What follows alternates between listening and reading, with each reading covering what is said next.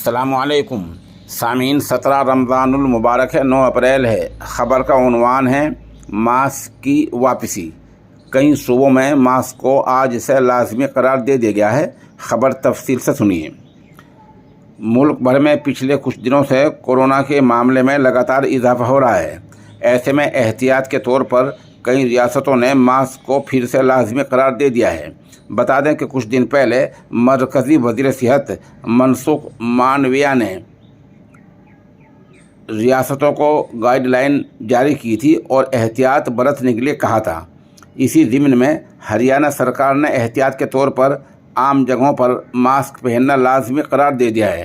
اب ہریانہ میں railway station, بس اڈوں، ہوٹلوں، شراب خانوں اور جیسی عام جگہیں ہیں ان میں ماسک کا استعمال لازمی ہوگا، ایسا ہریانہ سرکار نے فرمان جاری کیا ہے اور یہ حکم نامہ آج سے ہی لاگو ہو گیا ہے۔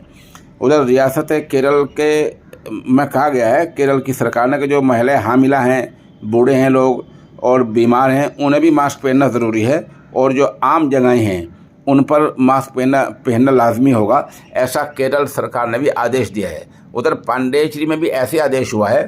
پانڈیچری انتظامیہ نے فوری طور پر عام جگہوں پر ماسک پہننا لازمی قرار دے دیا ہے۔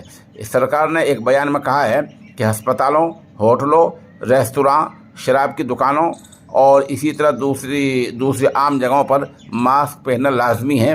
بہرحال خبر کا خلاصہ یہ ہے کہ ہریانہ، پانڈیچری اور کیرل میں عام جگہوں پر ماسک پہننا لازمی قرار دے دیا گیا ہے۔